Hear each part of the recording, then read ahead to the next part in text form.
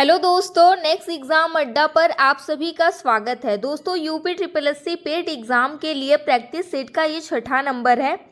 पीछे के 5 अगर आपने अभी तक नहीं देखा है तो उसे भी चैनल पेज पे जाकर जरूर देख लीजिएगा।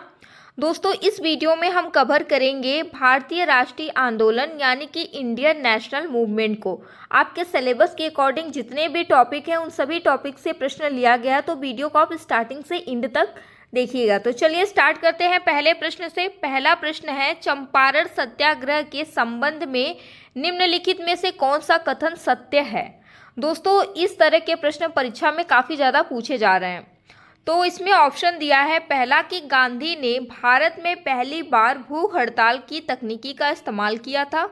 दूसरा ऑप्शन दिया है, राजकुमार शुक्ल ने गांधी को चंपारण के क्षेत्र में किसानों की समस्याओं को देखने का अनुरोध किया था।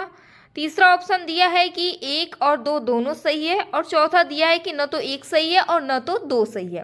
तो दोस्तों, इसमें पूछा है कि कौन सी घटना चंपारण सत्याग्रह के समय घटित हुई थी।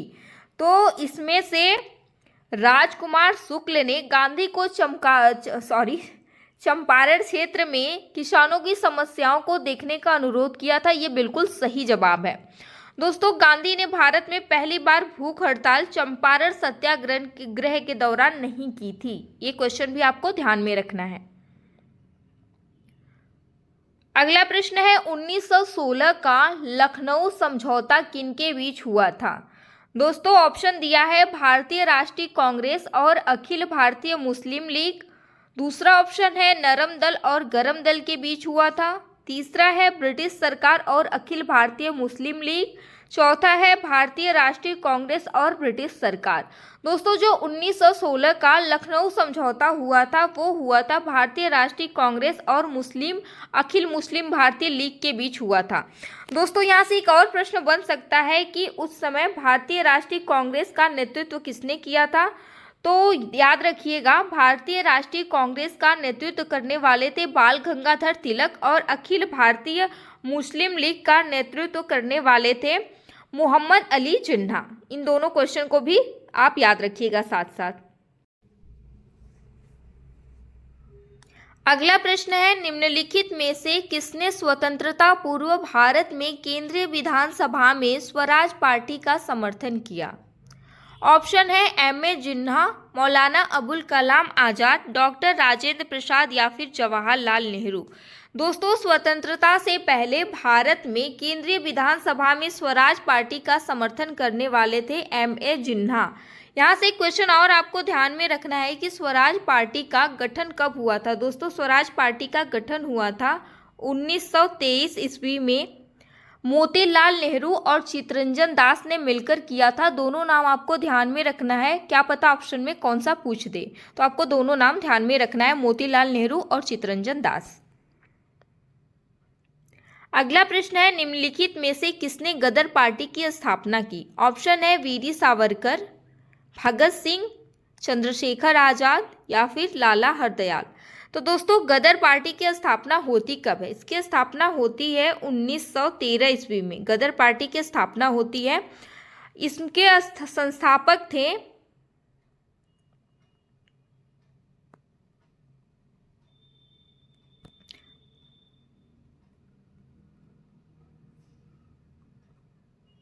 दोस्तों, आपको दोनों नाम ध्यान में रखना है, लाला हरदयाल और सोहन सिंह भाकना। इसका जो सही आंसर वो है लाला हरदयाल, लेकिन इनके साथ आपको सोहन सिंह भाकना का नाम भी ध्यान में रखना है, क्योंकि इसकी स्थापना इन दोनों लोगों ने मिलकर की थी।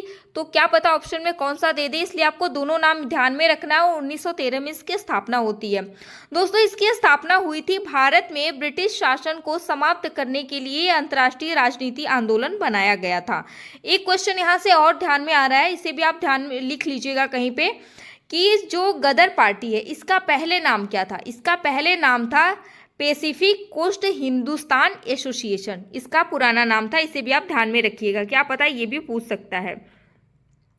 अगला प्रश्न है, निम्नलिखित में से किसने poverty and un British rule in India पुस्तक की रचना की। ऑप्शन है, जवाहरलाल नेहरू, महात्मा गांधी, रविंद्रनाथ टैगोर। और दादा भाई नौरोजी। दोस्तों इस पुस्तक को लिखने वाले हैं दादा भाई नौरोजी, और दादा भाई नौरोजी जो है वो ब्रिटिश संसद के सदस्य बनने वाले पहले भारतीय हैं। इसे भी आपको ध्यान में रखना है। अगला प्रश्न है, निम्नलिखित में से किसने स्वदेशी आंदोलन के माध्यम से औपनिवेशिक शासन के प्रति उदारवादी, क्रमिक और प्रेरक दृष्टिकोण की वकालत की थी? ऑप्शन है विपिन चंद्र पाल, बाल गंगाधर तिलक, लाला लाजपत राय या फिर गोपाल कृष्ण गोखले। तो दोस्तों इस छठे क्वेश्चन का आंसर है गोपाल कृष्ण गोखले। दोस्तों ये जो गोपाल कृष्ण गोखले हैं ये 1905 में बनारस अधिवेशन में कांग्रेस के अध्यक्ष रह चुके हैं। इसे भी ध्यान में रखना है आपको। 7वां क्वेश्चन है, 1916 के प्रसिद्ध लखनऊ समझौते के बीच हस्ताक्षर किए गए थे। मतलब जो 1916 में लखनऊ समझौता हुआ था उनमें किनके हस्ताक्षर किए गए थे, यानी सिग्नेचर किए गए थे? ऑप्शन है महात्मा गांधी और आगा खां, बाल गंगा तिलक और मोहम्मद अली जिन्ना, महात्मा गांधी और मोहम्मद अली जिन्ना या फिर बाल गंगाधर तिलक और आगा खां। दोस्तों 7वें क्वेश्चन का जो सही आंसर है वो है बाल गंगाधर तिलक और मोहम्मद अली जिन्ना। इन दोनों का जो है हस्ताक्षर हुआ था 1916 के प्रसिद्ध लखनऊ समझौते पर, क्योंकि यही दोनों नेतृत्व कर रहे थे अपने अपने पार्टियों का। अगला प्रश्न है, लंदन इंडियन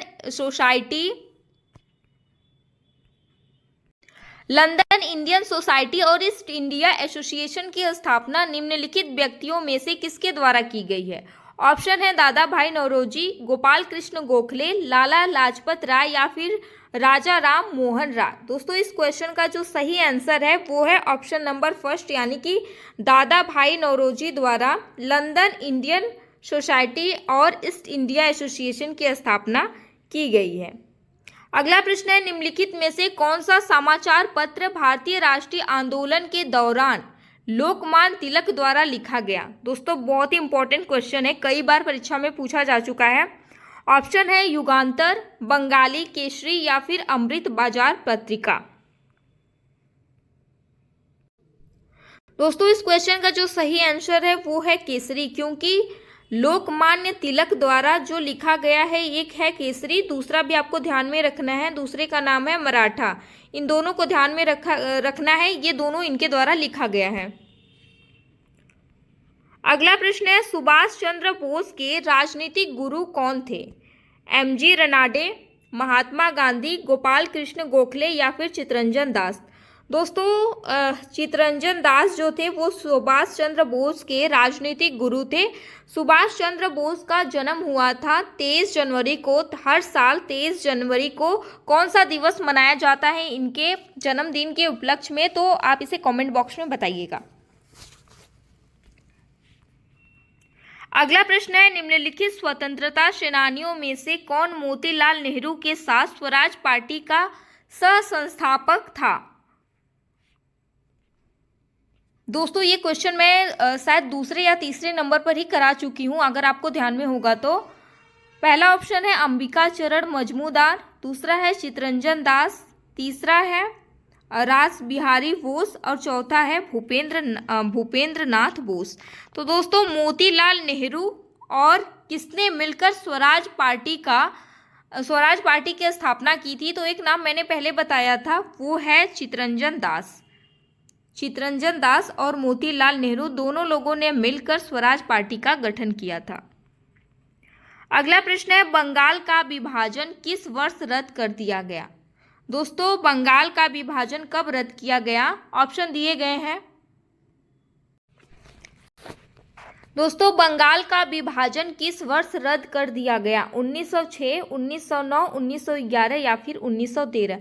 तो इस क्वेश्चन का आंसर जानने के पहले हमें ये जानना होगा कि बंगाल का विभाजन हुआ कब था।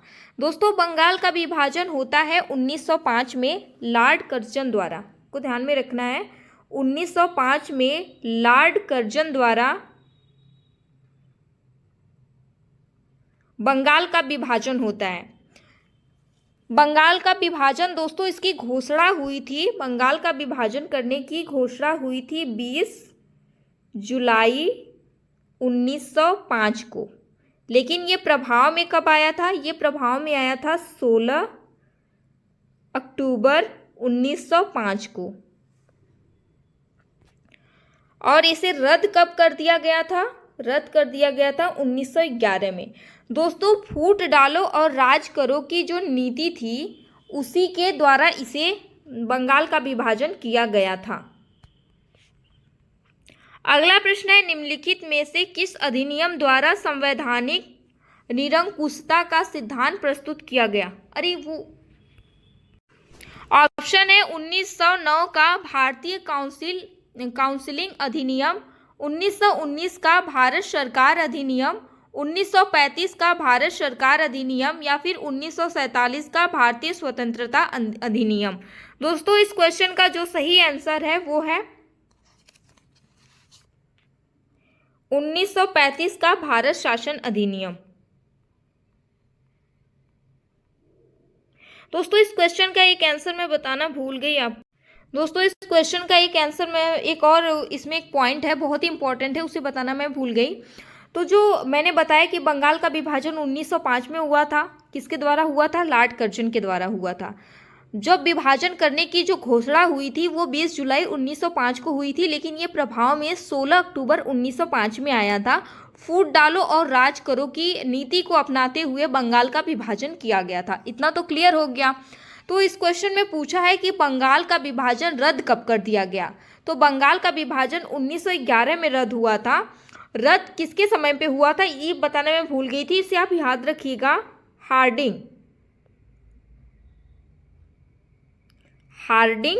सेकंड ने इसे रद्द किया था। दोस्तों, बहुत ही इंपॉर्टेंट क्वेश्चन है, इसे भी आप कहीं नोट कर लीजिए, ये भी एग्जाम में पूछा जा सकता है। अगला प्रश्न है, निम्नलिखित में से किस, ये तो हो गया क्वेश्चन, इसके आगे बढ़ते हैं।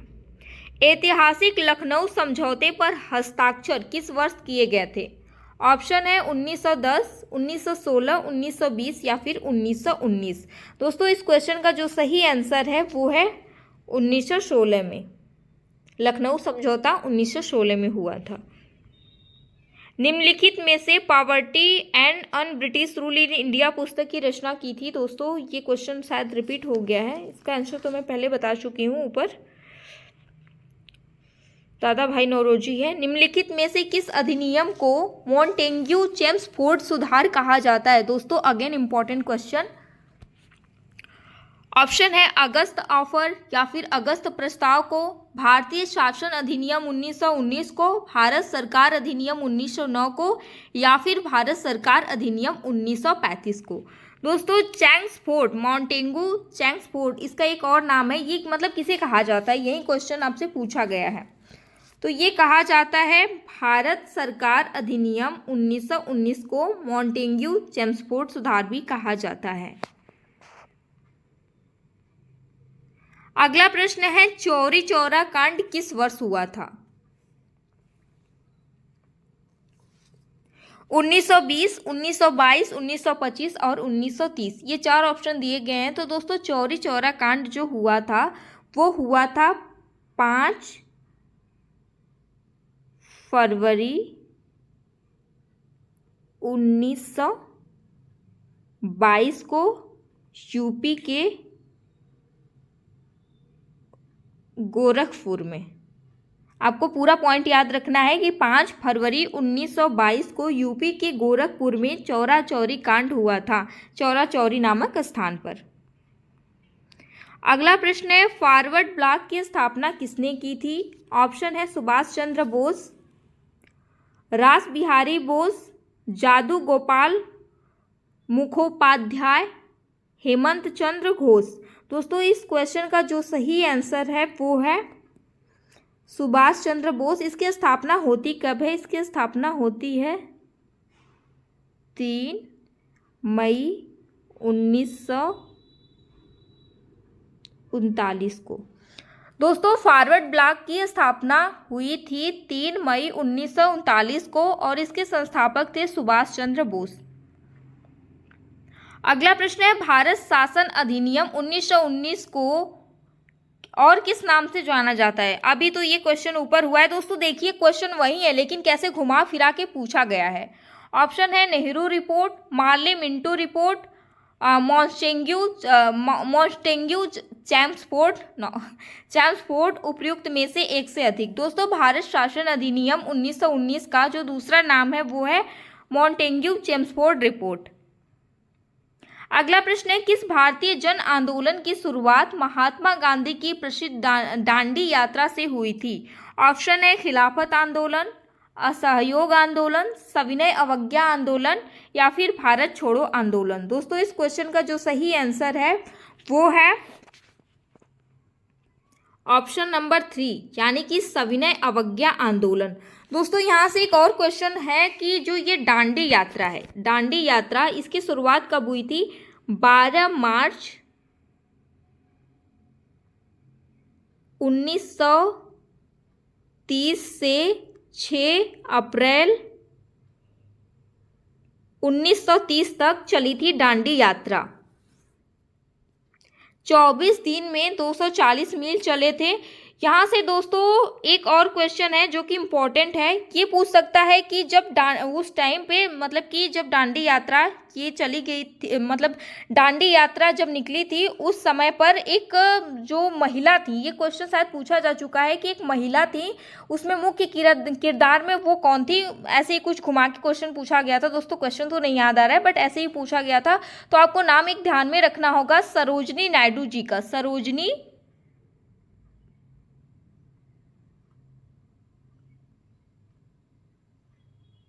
इनका नाम आपको ध्यान में रखना है। दोस्तों ये हुआ कब था? लॉर्ड इरविन वायसराय इस टाइम पे था, जब ये दांडी यात्रा जब हुई थी उस समय पर वायसराय कौन था? लॉर्ड इरविन वायसराय था। आपको इरविन इसे भी ध्यान में रखना है। दोस्तों ये थे टोटल 20 क्वेश्चन जो कि भारतीय राष्ट्रीय आंदोलन से थे, जो कि पेट सिलेबस पर बेस्ड है। दोस्तों आई होप कि वीडियो आप लोगों को काफ़ी पसंद आई होगी, काफ़ी हेल्पफुल रही होगी। अगर वीडियो पसंद आई है तो इसे लाइक शेयर जरूर करिएगा। चैनल पर पहली बार आए तो इसे सब्सक्राइब करके बेल आइकन को भी प्रेस कर लीजिएगा। Thank you.